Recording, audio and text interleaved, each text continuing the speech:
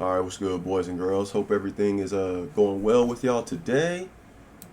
Today we're gonna get into basically a catch-up video. So I know a lot of you, you know, quit the game for a little bit, went to play other things, or just coming back after 2, 3, 4 years, even two, 3, 4, 5, 6 months, and a lot could have changed. I recently came back myself, not after a 3 month break, and then I recently came back after that, after about a year break, and I took a 2 year break once. So a lot has changed, a lot in the game in it. I don't know what I would have done if I hadn't have been able to, have friends and people to help me along the way. It was a daunting task trying to figure out what was going on in this game. And the first thing we're going to talk about is hybridization, right? So they made it so I'll just show you in the practice. So your max mag, your max stam skills used to scale off them before, right? Weapon and spell damage skills used to individually spell off them. Spell crit and weapon crit, same deal. Magic and stam recovery haven't changed. The defenses hasn't changed, but penetration, the offensive stats have definitely changed to be hybridized. What that means is I can take something like the magic, the beetles that use magic. You expect it to use scale off your max spell damage, spell crit, and max mag, but actually, as you can see, they're still going to do damage. They're going to scale off my highest stat right now, which is actually my...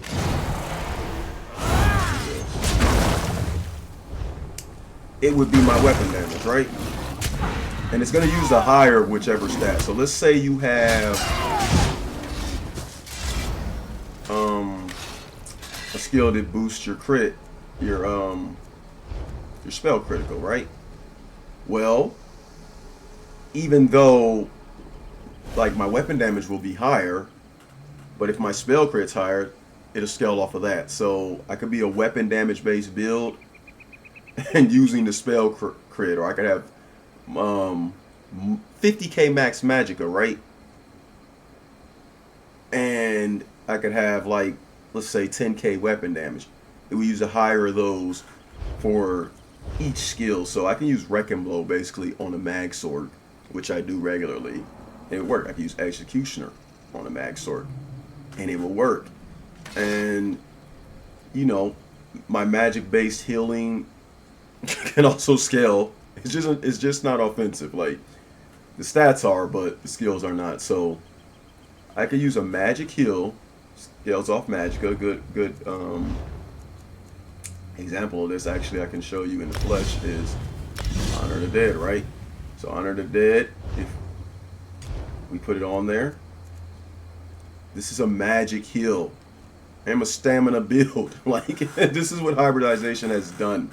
I still get the same burst heal, if not more, running off stamina than I would magic. Well, it'll be the same, but you get the picture, right? And every skill works like this now. Every skill. I could be fully magic. The only thing you want to be careful of is your main resource pool, right? So what I mean by that is whatever you use to sustain with, it's not going to be like, you're not going to be dodge rolling and it's going to use magicka. You can block and it use magicka now. Some of the passives have changed, but you would need to equip a destruction staff. But yes, man, they actually changed these things to there it is right there.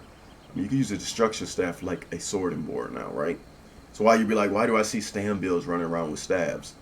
This is why. It's a nice staff. Its passives aren't like as good as sword and board's passives, but for blocking damage and incoming damage, it is. You can also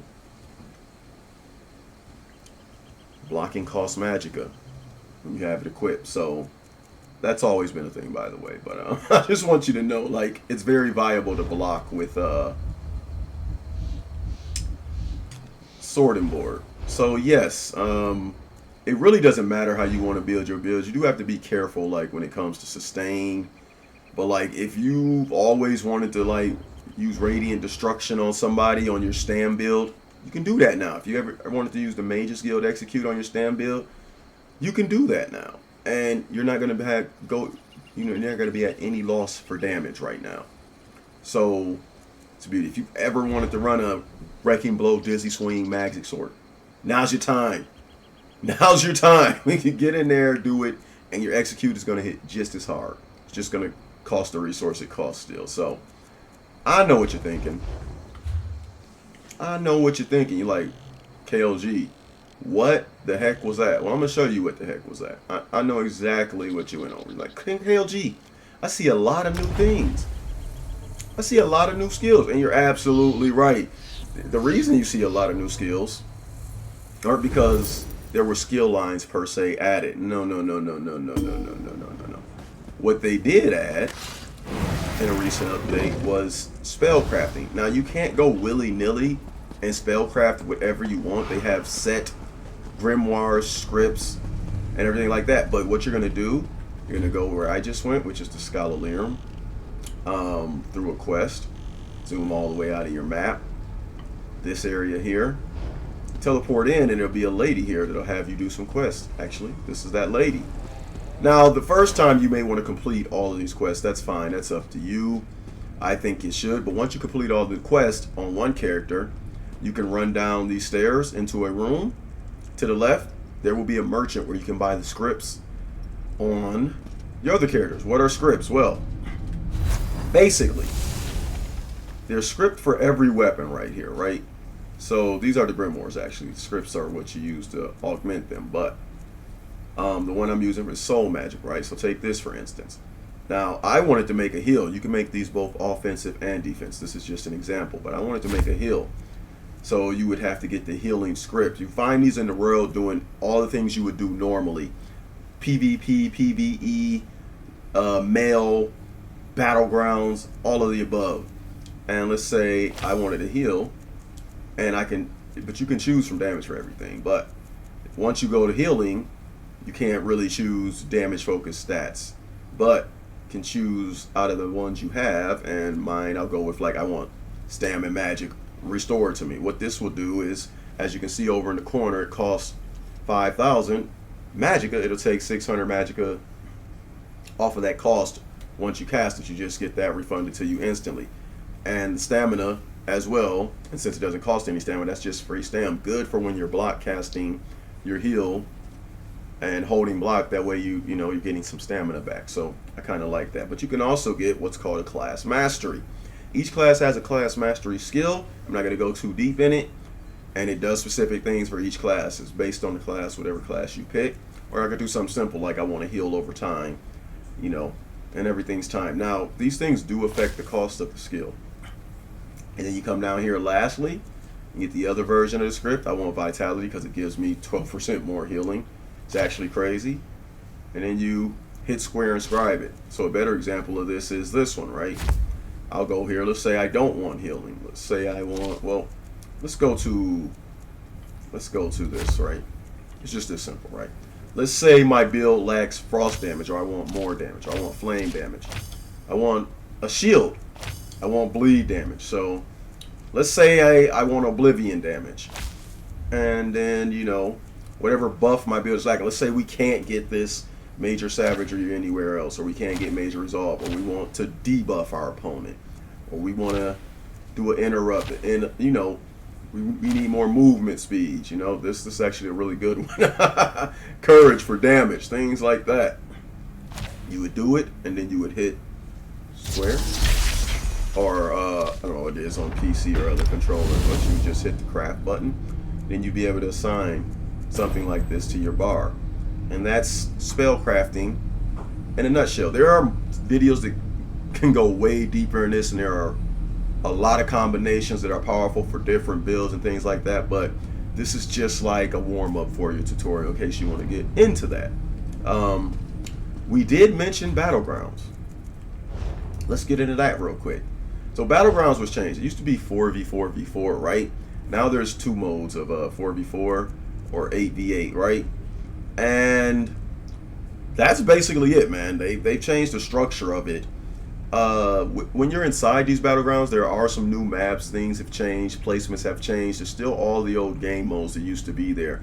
The 8v8 has specifics in it where they've reapplied and re-added power-ups to it, but it's even more than that. Chaos Ball have changed a little, like you can change into these giant werewolf beasts that are different than other werewolves, and giant vampire beast while maintaining holding the Chaos Ball. You have a whole new different set of skills and move sets. You know, you have a damage power-up within the world, you have ultimate power-up, a speed power-up, a defensive buff.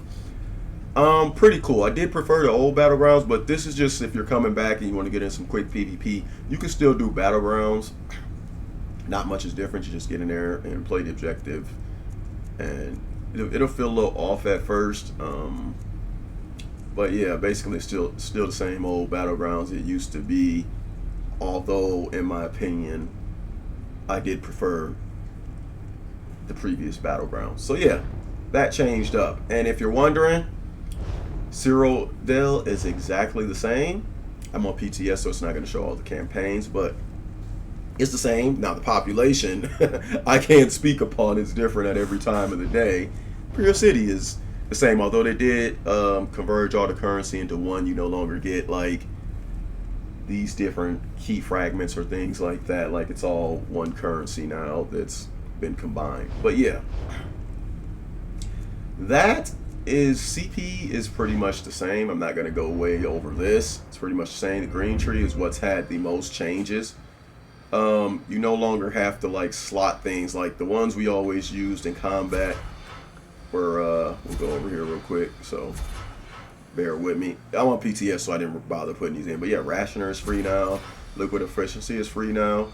And with the upcoming patch, things like Gifted Rider and War Mount has been reduced, so you'll have time to spread your, like, recharging enchants is annoying, so I would just max this out or something like that. But you now have the points to do so if you're not max CP already, which I've not met a lot of those, but if you haven't been playing in a few years, you may not be for certain. So it's just CP. It's good to play around with, but this was the tree that was changed and altered. So yeah. Okay, let us get into what I know you're confused about. You're like, KLG, my boy, quit playing around. What should I run? What should I wear? What's good? I got you, man. I got you. So I will say, this is before their June 2nd update where they introduced subclassing, which we'll go over briefly so I can prepare you for it. We'll do that at the end. But up until this point, whatever has worked for you basically within the meta has stayed the same for mostly the past 4 years, give or take. What I mean is, well, let's get into it actually. There it is, inventory.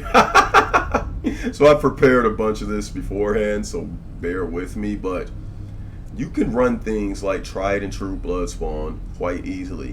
One trainee is popular now. So the way people build their builds now is they have one front bar set. This is so you can get the most stat dense build possible. You don't have to build like this, and people make adjustments depending on what they're doing, but you can have a set on the front bar activated, a set on the back bar that's completely different.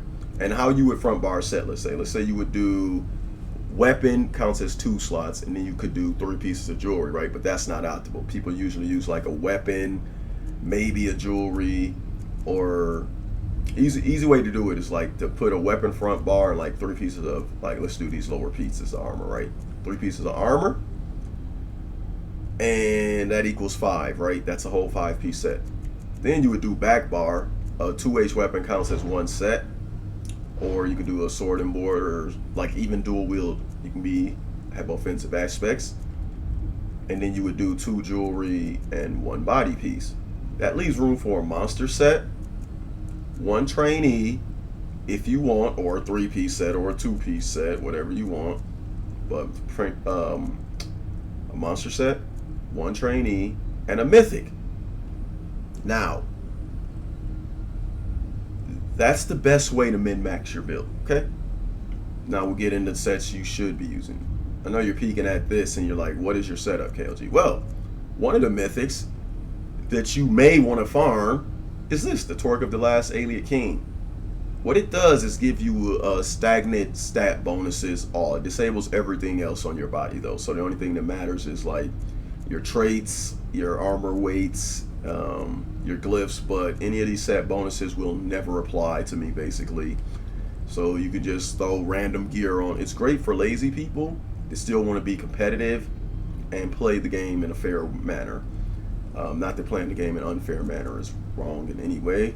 I don't even think there's an unfair manner to play the game unless you're cheating. I mean, people are entitled to their opinions, but it's PvP, PvE at the end of the day. You paid your money. Use whatever you want, man. I'm not one of those guys. I'm not going to get into it with them. Like, do not mind people coming out here and what so quote-unquote cheese or base sets, and I never use it as an excuse when I'm playing the game. So, it is what it is. But yeah, that's one option. But you can get something like this, which is an OD powerful mythic, right? You can get that, and this can compete with that. So you don't actually need anything. So you're like, I need mythics. You don't, bro. This mythic disables everything else, and it doesn't do anything fancy for me. You don't have to go out and farm mythics if you don't want to. Some other options, I don't believe I have them because I've destroyed them, but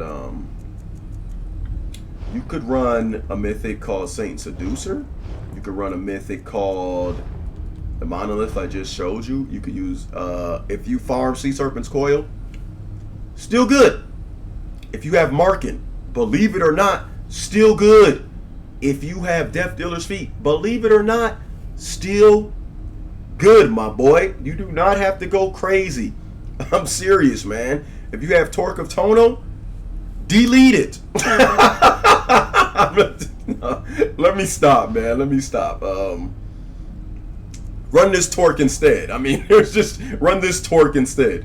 Please run this Torque instead. But yeah, some mythics have become obsolete. I'm not going to sit here and play around with you, but all in all, most of them have held their weight up, and some of them have making a comeback. My friend runs Malakap, believe it or not. So keep in mind, you'll be fine.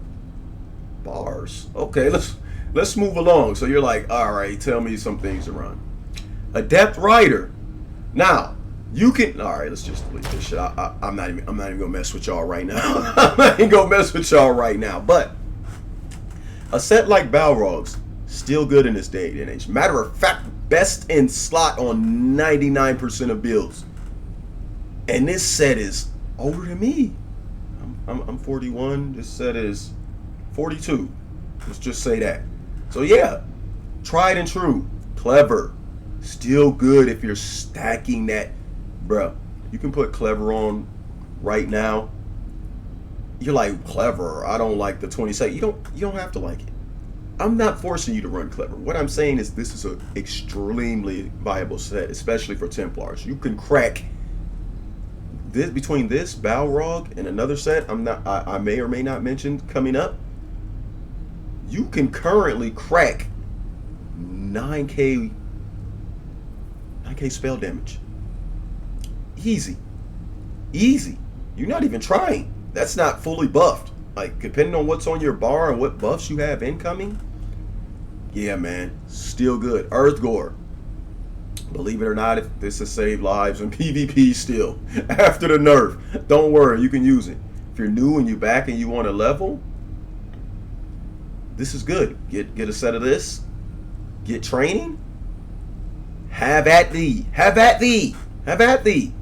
Something like Geral's, the debuff on this is absolutely crazy. You got Necros using it. You got DKs using it. You have everyone in the dang game using it. Still stands up to the test of time. Yes, you have options. That old trickery blood spawn damage set build you were thinking about, it hasn't changed. DKs are still the same, man. Okay. Mechanical acuity. Good on everything. You're like, what? Bro. Yes, even though it was changed. Good on everything. There's builds out here, I'll tell you. Mechanical acuity, the previously mentioned Balrog, and a PvP set called Rallying Cry that's very easy to get. It comes in the PvP mail. Hell, you could just go stand around at a keep on siege for hours and bada bing, bada boom, right? You combine those with the mythic of your choice, and you have an absolute Zerg wiping Zerg buster, and that's on a lot of builds. Or don't, but very, very good and craftable. Did I mention a lot of these sets I mentioned are craftable? Craftable. Craftable. Do you understand? Not only are these sets still powerful to this day, the means of getting them are easy. Okay, there are class specific sets. I don't know how long you've been gone. This is one of them. How do you get class this isn't one of them. I lied to you. Okay, but this is Ethereal Center, right? This is I'm not gonna edit that out. Screw it, man. We'll get to it. It has a similar name to what the one I was gonna see. Maybe I'm dyslexic, I don't know. But this is a defensive set you can use. Something like this or a pariah you can put on, and this is completely mitigated by CP. There's a CP passive called I don't freaking know. Let's go find it. Right here. So it reduces the cost of your skills by 25%. And this is a 20% increase to those same skills. So you can completely mitigate this through CP. You just wouldn't be getting any other, well, you still be getting 5% benefit from that passive, that node. But all in all, man, or you can wear something like Pariah, which has about 2k more armor, and it doesn't give you that negative drawback. So if you just were looking for a defensive set, and yes, you can combine defense, offense, sustain sets, combine them however you want. You know what I'm saying? You could get something like this. This is a crafted set, right?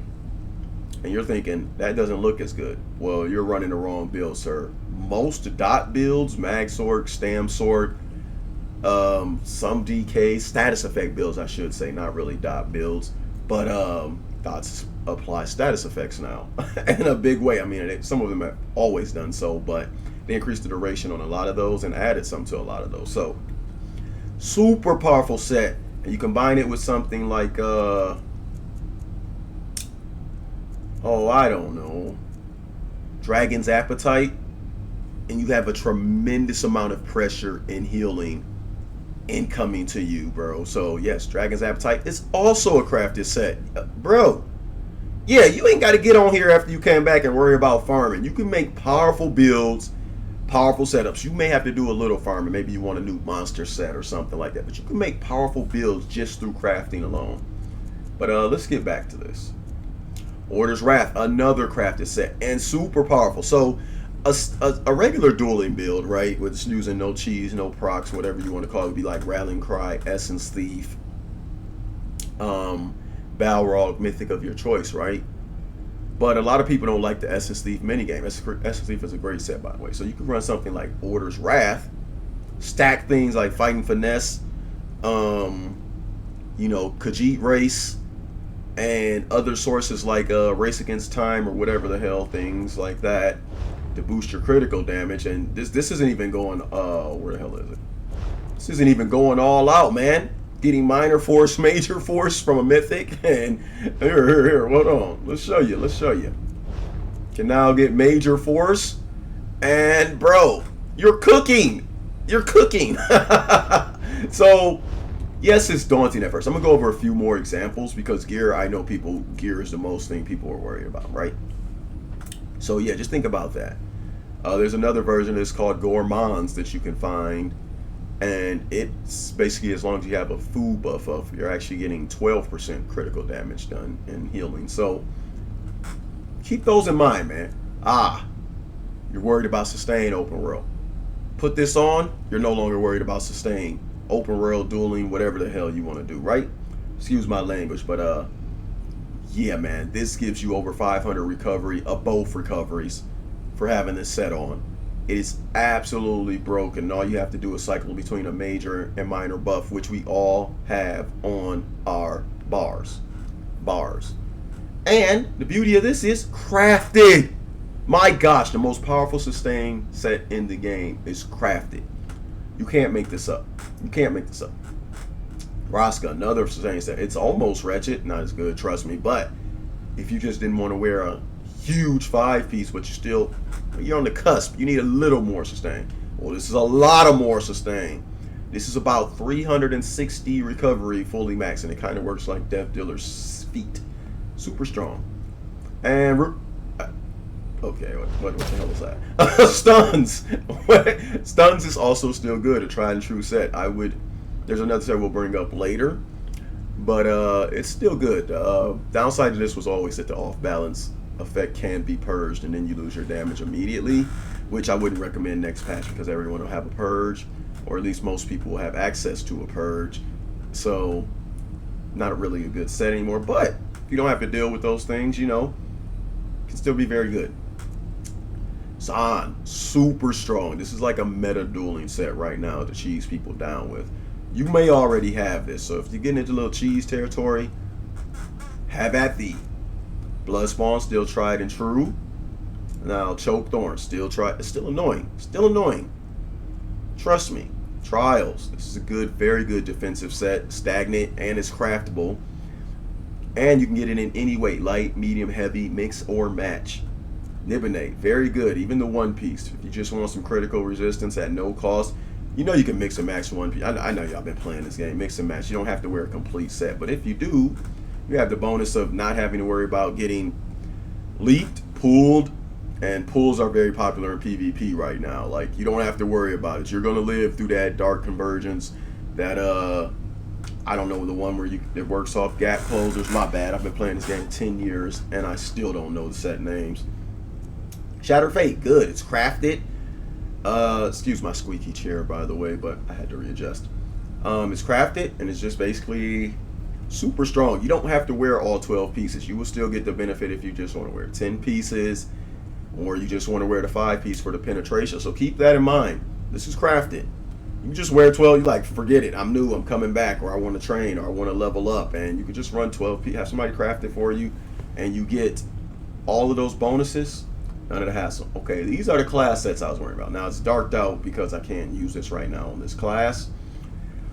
But each class has their specific sets. They have 2 of them now. But you can just go into something called the Infinite Archive, which is in, I have no clue. This little area right here.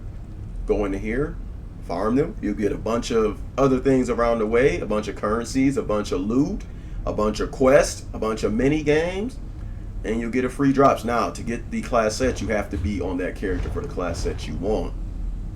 So if you want the Templar class set, you have to be on Plar doing the archive. If you want the DK, you have to swap to your DK. But everything else you can get, like leads for this mythic, drop in there, and you can get those on any class. So there's something to keep in mind. I know this is a bit of a longer video than you're used to, but I want to go over like a lot of gear options. I know if you're coming back, you're like, what the hell? We already went over Dragon's Appetite and Bloodspawn. Martialak is still a powerful set, and like Mighty Chudan is tried and true, still works on max swords. So those are just some of the gear options you have access to. Like, the reason I listed a lot is to show a lot of the most basic things that people use in PvP are there. Now, you're not gonna find the super mega omega dueler set with the super proxies in there. Although there were some of those mentioned, like the Serpent's Disdain, Dragon's Appetite type setup. Put on Martialak or Zahn and Mythic of your choice, Sea Serpent's Coil, whatever you want to run, Saint Seducer, and you'll melt easily. No thumbs needed. I'm not even kidding. You will melt with a build like that. Let's say you want a tanky Warden 40k health with a burst heal to use as polar and still does damage. You can do that. You can slot. This is very good now. Very good now. I don't know where. I probably scrolled past it too far. I'm going to be quick with it though. There it is. The Vampire Spammable. Blood for blood. You can run that now. It hits super, super hard. And yeah, man. The more health you're missing. Well, if you have 40k health, you're missing a lot of health, right? It's different than like 30, even though it works with 30k health builds. You get what I'm saying? You can go into like 20k, 30k range of health, 15k without being like in super execute range and taking risky plays. And you can be hitting them super hard.